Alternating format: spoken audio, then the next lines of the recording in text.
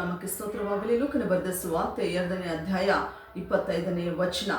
ಆ ಕಾಲದಲ್ಲಿ ಯೆರೂಸಲೇಮಿನಲ್ಲಿ ಸಿಮೋನನೆಂಬ ಒಬ್ಬ ಮನುಷ್ಯನಿದ್ದನು. ಈ ಮನುಷ್ಯನು ನೀತಿವಂತನೂ ದೇವಭಕ್ತನೂ ಆಗಿದ್ದು ಇಸ್ರಾಯೇಲ್ ಜನರನ್ನು ಸಂತೈಸುವವನು ಯಾವಾಗ ಬಂದಾನೆಂದು ಹಾರೈಸುತ್ತಿದ್ದನೋ. ಹೌದು ಪ್ರಿಯರೇ, ಈತನು ಯೆರೂಸಲೇಮಿನಲ್ಲಿರುವ ವಾಸ ಮಾಡುತ್ತಿರುವಂಥ ಒಬ್ಬ ಭಕ್ತನಾಗಿದ್ದನು.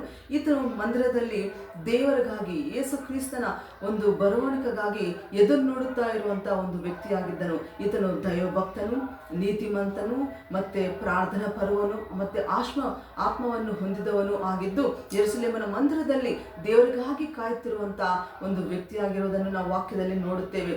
ಯಾವಾಗ ಯೇಸು ಕ್ರಿಸ್ತನನ್ನು ಅವರ ತಂದೆ ತಾಯಿ, ಶಾರೀರಿಕವಾದ ತಂದೆ ತಾಯಿಯಾದಂಥ ಮತ್ತೆ ಮರಿಯ ಮತ್ತೆ ಯೋಸೇಫು ಅವರು ಆ ಮಗುವನ್ನು ಎತ್ತಿಕೊಂಡು ಮಂದಿರಕ್ಕೆ ಬಂದಾಗ ಸಿಮಿಯೋನು ತುಂಬಾ ಸಂತೋಷಪಟ್ಟು ಆ ಮಗುವನ್ನು ಯೇಸು ಕ್ರಿಸ್ತನ ಎತ್ತಿಕೊಂಡು ಸಂತೋಷಿಸಿ ದೇವರನ್ನು ಸ್ತುತಿಸಿದನು, ಆನಂದಪಟ್ಟನು ಎಂದು ವಾಕ್ಯದಲ್ಲಿ ನಾವು ನೋಡುತ್ತೇವೆ.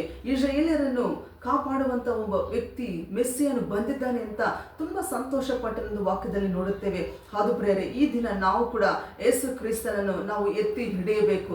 ನಾವು ಈ ಲೋಕದಲ್ಲಿ ಎಂಥ ಒಂದು ದೊಡ್ಡ ಸ್ಥಾನದಲ್ಲಿದ್ರು, ಎಂಥ ಒಂದು ಐಶ್ವರ್ಯ ಎಲ್ಲ ಕೂಡ ದೇವರು ನಮಗೆ ಕೊಟ್ಟಾಗಲೂ ಕೂಡ ನಾವು ಸಂಪೂರ್ಣವಾಗಿ ತಗ್ಗಿಸಿಕೊಂಡು ಯೇಸು ಕ್ರಿಸ್ತನನ್ನು ನಮ್ಮ ಜೀವನದಲ್ಲಿ ಎತ್ತಿ ಹಿಡಿದಾಗ ಖಂಡಿತವಾಗಿ ದೇವರು ನಮ್ಮ ಮೂಲಕ ದೇವರ ನಾವು ಮಾತ್ರ ಮಹಿಮೆ ಪಡಬೇಕು ಅಂತ ನಾವು ನೋಡಿದಾಗ ದೇವರು ಇನ್ನೂ ಹೆಚ್ಚಾಗಿ ಆತನ ಸೇವೆಯಲ್ಲಾಗಲಿ ಮತ್ತೆ ಈ ಲೋಕದಲ್ಲಿ ನಾವಿರೋ ಉದ್ಯೋಗದಲ್ಲಿ ಮತ್ತೆ ನೀವು ಯಾವ ಒಂದು ಕೆಲಸ ಮಾಡುತ್ತೀರೋ ಆ ಕೆಲಸದಲ್ಲಿ ಇನ್ನೂ ಹೆಚ್ಚಾದ ಒಂದು ಆಶೀರ್ವಾದವನ್ನು ಕೊಡಬೇಕಂದ್ರೆ ನಾವು ನಮ್ಮ ಜೀವನದಲ್ಲಿ ಯೇಸು ಕ್ರಿಸ್ತನನ್ನು ಎತ್ತಿ ಹಿಡಿಬೇಕು. ನಾವು ಸಂಪೂರ್ಣವಾಗಿ ತಗ್ಗಿಸಿಕೊಂಡಿದ್ರೆ ಖಂಡಿತವಾಗಿ ದೇವರು ನಮ್ಮನ್ನು ಕೂಡ ಆಶೀರ್ವಾದ ಮಾಡುವರಾಗಿದ್ದಾರೆ. ಪ್ರೇರೆ, ಇಲ್ಲಿ ಸಿಮೋನನು ಯೇಸು ಕ್ರಿಸ್ತನ ಎತ್ತಿಕೊಂಡು ಸಂತೋಷಿಸಿ ಆತನ ದೇವರನ್ನು ಸ್ತುತಿಸುವ ಹಾಗೆ ನಾವು ಕೂಡ ಯೇಸು ಕ್ರಿಸ್ತನ ನಮ್ಮ ಜೀವನ ಎತ್ತಿ ಹಿಡಿಯೋಣ, ಅನೇಕರಿಗೆ ತೋರಿಸೋಣ.